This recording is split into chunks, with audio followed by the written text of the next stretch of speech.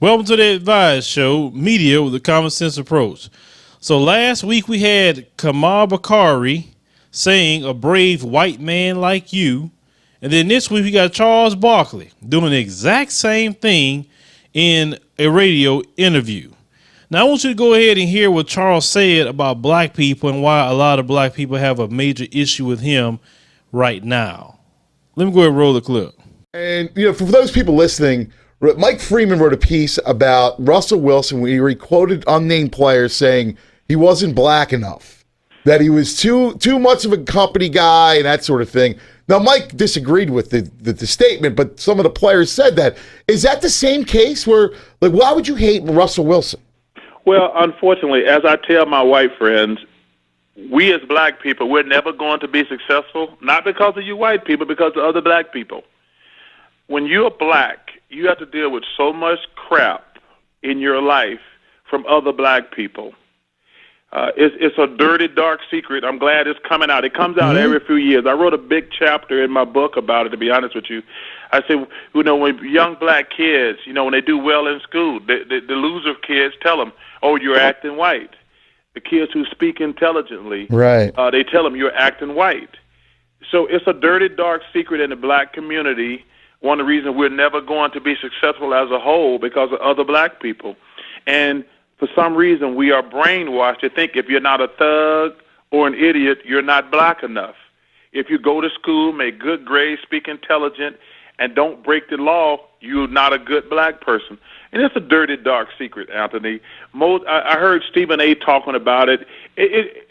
Listen, I hate to bring white people into our crap, but as a black person, we all go through it when you're successful.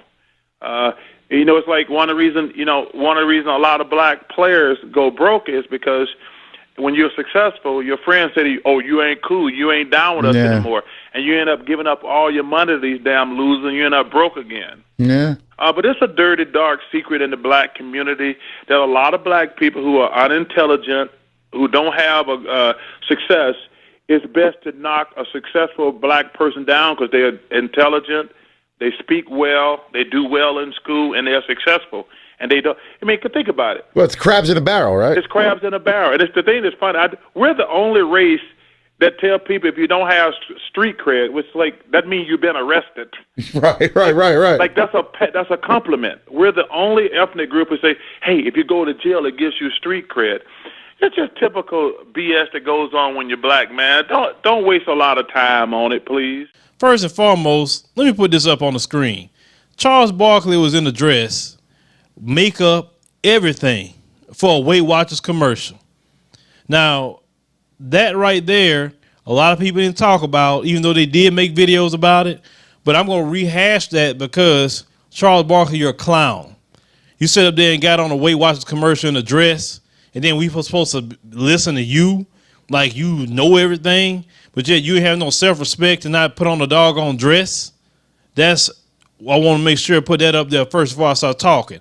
Now, Charles, you got up on these Reaper radio show, and you say, I don't want to bring white people into it, but yet that's exactly what you were doing.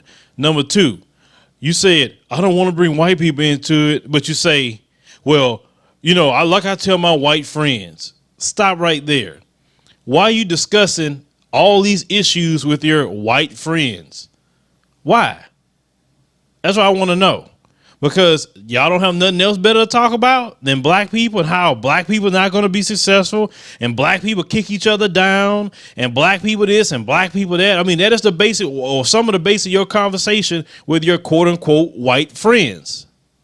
Because there are some, and I say some, white people that love to hear black people down. They love to hear them killing each other. They love to hear them not getting educated. That's usually the racist types, okay? And some of them value their self-worth off of the level where black people are at. And if black people start fixing their problems, rising up, they start feeling a little salty about that because, remember, they feel their self-worth off of those black people who are down at that moment. Not a person going to stay forever down. Eventually, they're going to get themselves back up. They got brothers and sisters every day coming up to show people in our community what we can do, and some of us will take it and run with it. Now, Charles says that black people will never be successful. Charles, you're stupid. In the United States of America, we have the richest black people in the world here in this country. How could black people not be successful? I don't understand that. We have black people who are doing it big all over the place. So how come we would never be successful? You say as a whole. You idiot. No group is going to be successful as a whole, no matter what society that you live in. You act like all white people got money like that, and they don't. All, let's say Hispanics or Asians or all these other groups, you're going to have people who are going to have, and you're going to have the have-nots. That's just bottom line. So that's stupid to even say a comment like that. I mean, what if somebody was actually looking up to you, or one of these younger brothers looking up to you, and you just straight up trying to kill his spirit and say he would never be successful? Like, everybody that has an issue with someone, a black person that has some sort of money, I'm going to tell you a lot of times what it is, not because you got money and you got success. You start acting brand new. You start talking crap like this that you're doing in this radio show. And you act like you're not part of the group at all. I'm just so attached to them Negroes. That's not me. I'm successful. I'm educated. I did this for myself. Well, why don't you teach them how to do it for themselves? Instead of acting like you all better and high and mighty than them. That's why they have an issue with people like you, Charles, is because you act like you're better than people. And no one likes an arrogant prick. Nobody does. I don't care what group. People like people who are humble, who treat people like they are human beings. It don't matter if you got no money or you got $1 million. Everybody's the same, and that's the way you should conduct yourselves. And what happens to a lot of these so-called successful black people, you get away, you act like you're not part of the group, you act like you don't know nothing about the struggle or whatever, and you start getting these so-called white friends like Charles have, and start acting like, you're not one of us anymore. And, oh, yeah, like one time he made a video about he agreed with the George Zimmerman verdict and black people are the racist and black people this and black people that. And I'm sitting up here just shaking my head the whole time. I say, wow, Charles, really? But what about when they was talking about you constantly, when you was gambling, when you was out there drinking and getting drunk, getting a fight in bars, and all this other stuff that you used to do? You used to act a fool, and people used to call you a thug and all this other stuff. I haven't forgot that, Charles. When you were playing ball, it was when I grew up. So I remember everything that you used to do. You were spitting on people. You were acting a plumb fool. So when you want to say somebody acting like a thug and an idiot, that was you. But now all of a sudden you get out the league, you get a little TNT job, and you get these certain friends, and you can go to the country club all of a sudden, and now you just, oh, yeah, those black people, they just don't, they will never be successful because of other black people. And you know what's going to happen to you, Charles, like it happened to every last one of you? You're going to get your wake-up call. And you know what's going to happen? I'm going to smile and laugh, and I say, that's what you get. That's good for you. Kind of like I remember Django Unchained. And at the end, and when Django got Steven, now I loved it. I loved every minute of it, how he got Steven. And that's going to happen to you. Steven found out at the end of the day what they thought about it.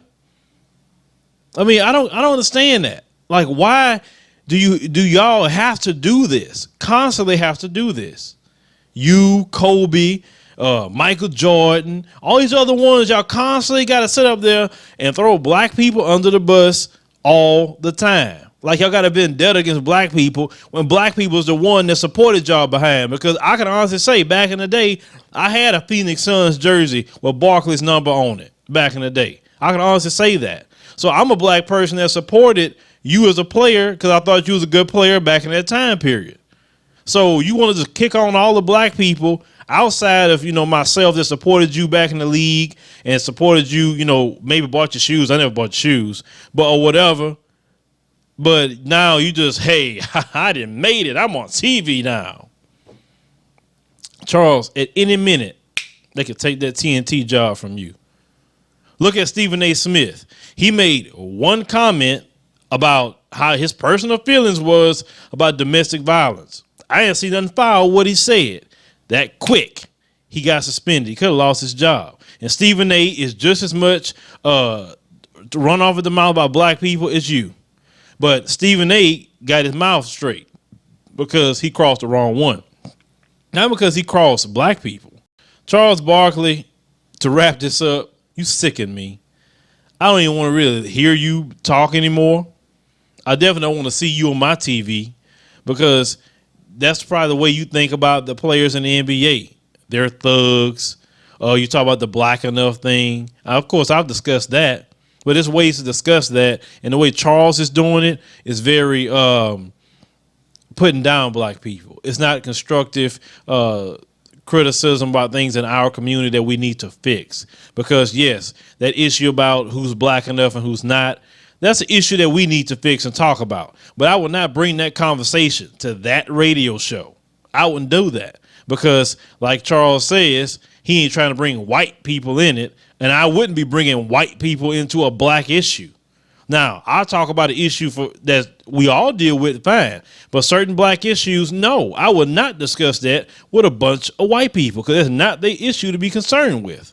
Unless they are married to a black person or they have a child that's half black, then yeah, okay, then we can discuss it with them because they're kind of involved.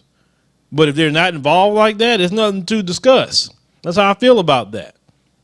And Charles is steady tap dancing, steady shucking and jiving, stepping fetch and everything else Charles is doing. I mean, man, I'm sorry. I just got more pride than that. Just with myself as a man. I'm just not selling myself out for nobody. Sorry. I'm not trying to get ahead selling out. Forget that. I'd rather grind 10 years and make it than sell out in 30 seconds and make it. No, not me. Because at the end of the day, my kids got to pay attention to what I did. And I don't want to sit up there before my children and look like some sort of sellout. That's stupid. Hit me up in the comments, future commentaries, subscribe.